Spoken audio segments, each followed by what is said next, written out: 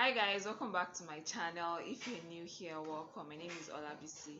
So as you can see from the title of the video, I'm going to how to increase your breast milk flow basically, and how I was able to do that. So if you're very much interested in watching, definitely keep to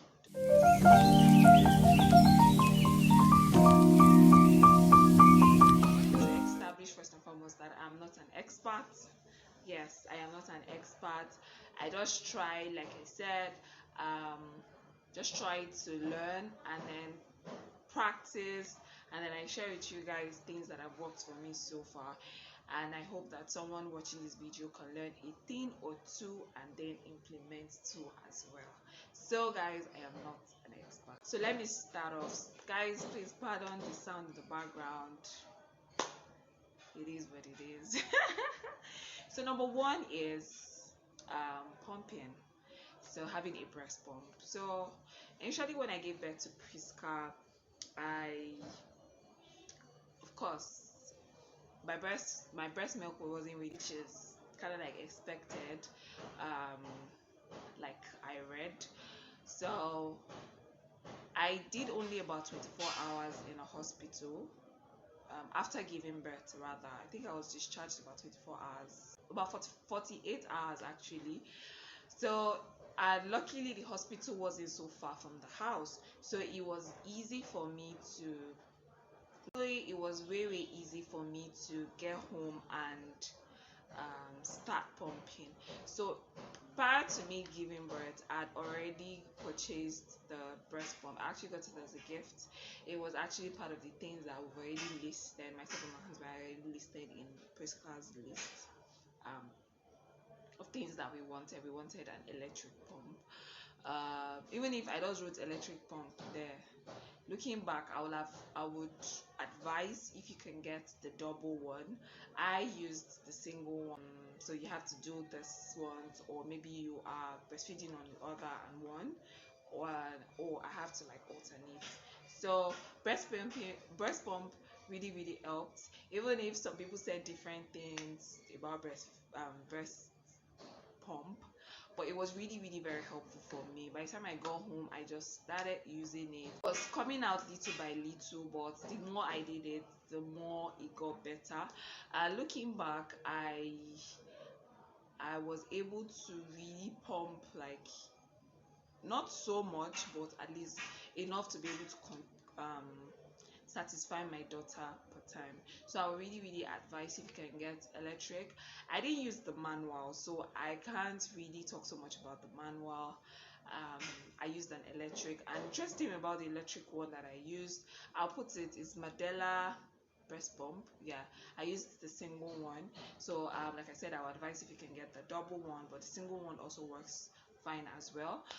And apart from the sockets, like you can plug it to power source, it also has an alternative, so you can use a battery, a very good battery. It will work very fine. So if there's no light or stuff, or you are trying to pump on the go, you can just use battery.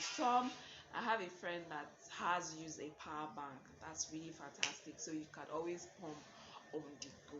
And also, in addition to that, it's good for you to have timetable. So the more you pump, actually, like I said, the more the breast milk is going to be flowing. So then I did I think initially I started off with doing every 3 hours. Then later on, I think I adjusted to every 2 hours. Then later I adjusted to every 1 hour. So I did about 10 minutes, 10 minutes, yes, 10-15 minutes, trying to remember. Yes, so that's what I did. And then I'll drop it, I'll go and do other things. Next time I'll do it. So that way I was able to store in the fridge, even if I didn't have so much breast milk, like I said. So it wasn't as if, it's not as if in the fridge is like full, and I just was producing enough that was satisfying my child per time. So in addition, my daughter's about, she's close to 6 months, and I breastfed her exclusively for 5 months.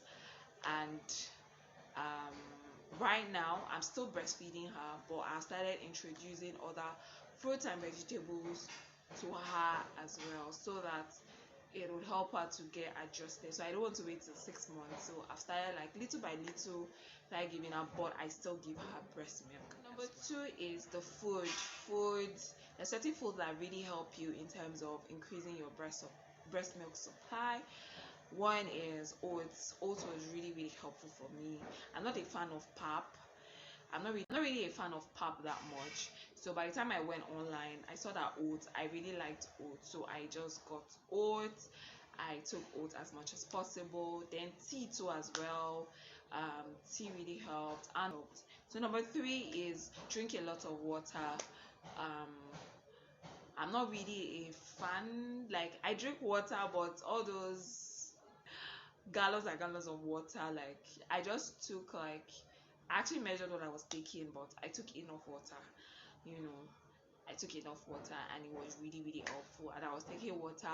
I remember that I was taking water every time I pumped. After each pumping session, I'll try to take water so that by the time I'm coming the next time, we have enough to pump. Yeah.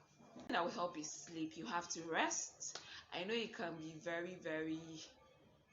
it can be a whole lot, especially when you're a new mom, like first time mom, you're just trying to learn a whole lot of things.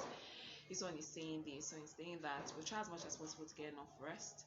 If you're not resting, if you're not sleeping, there is no way. That's why, I think it was from Bemi that I watched on a video that was talking about the fact that when she wakes up, like the amount of breast milk, like it is so true.